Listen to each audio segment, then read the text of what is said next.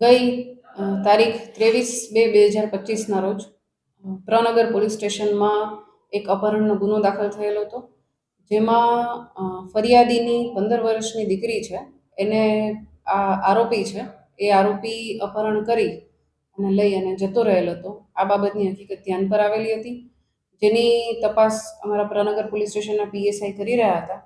આ દરમિયાન માહિતી મળતા અને ટેકનિકલ સોર્સિસની મદદથી આ જે આરોપી છે એને શોધવા માટેના અમારા પ્રયત્નો ચાલુ હતા. આ દરમિયાન માહિતી મળતા આરોપી યુપી હોવાની જાણ થતાં આ જે આરોપી છે એને અમારી પ્રનગર પોલીસ સ્ટેશનની ટીમ છે ઉત્તર પ્રદેશથી પકડી અને લાવેલી છે. એને અટક કરવામાં આવેલો છે અને એના વિરુદ્ધ કાર્યવાહી કરવામાં આવેલી છે. આ જે આરોપી છે એનું નામ સાયર ઉર્ફે સાહિલ અકબરભાઈ સંઘાર, અને એ આરોપી છે એ જે ફરિયાદી છે એના ઘરે જ 2 થી 3 વર્ષથી એના ઘરે જ રહેતો હતો અને એની સાથે જ કામ કરતો હતો.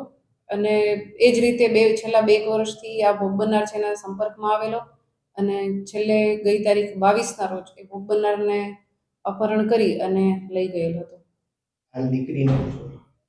આ જે ગુનો છે એમાં ભોગ બનનાર જે દીકરી છે એને હાલ નારી સંરક્ષણ ગૃહમાં રાખવામાં આવેલી છે. એની મેડિકલ તપાસણી કરવામાં આવેલી છે, આરોપીની મેડિકલ તપાસણી કરવામાં આવેલી છે અને એના ઉપરથી હાલ બળાત્કારની કલમો છે અને પોક્સોની કલમોનો ઉમેરો કરવામાં આવેલો છે. અને આ ગુનાની તપાસ અમારા પ્રનગર પોલીસ સ્ટેશનના પીઆઈ વસાવા કરી રહ્યા છે. આરોપી સાથે જે રીતના તેમને લઈ ગયું તે દરમિયાન આ જે ઘટના બની એ ઘટનામાં કોઈ વિશેષ ટેકનિકલ સોર્સનો ઉપયોગ કરવામાં આવ્યો હોય, કારણ કે સોશિયલ મીડિયામાં તેઓ વિડીયો મૂકતા હતા. આ જે આરોપી છે એ અને આરોપીના જ ઇન્સ્ટાગ્રામ આઈડી પરથી ભોગ બનનારના પણ સોશિયલ મીડિયામાં વિડીયોઝ આવેલા હતા. ટેકનિકલ સોર્સિસની મદદ લેવામાં આવેલી હતી આરોપીને પકડી પાડવા માટે અને ટ્રેસ કરવા માટે, અને એને અંતે અમારી પ્રનગર પોલીસ સ્ટેશનની ટીમ દ્વારા ઉત્તર પ્રદેશથી પકડવામાં આવે છે. સાહિલ સાથે કોઈ અન્ય લોકોની સંડોવણી ખુલી છે?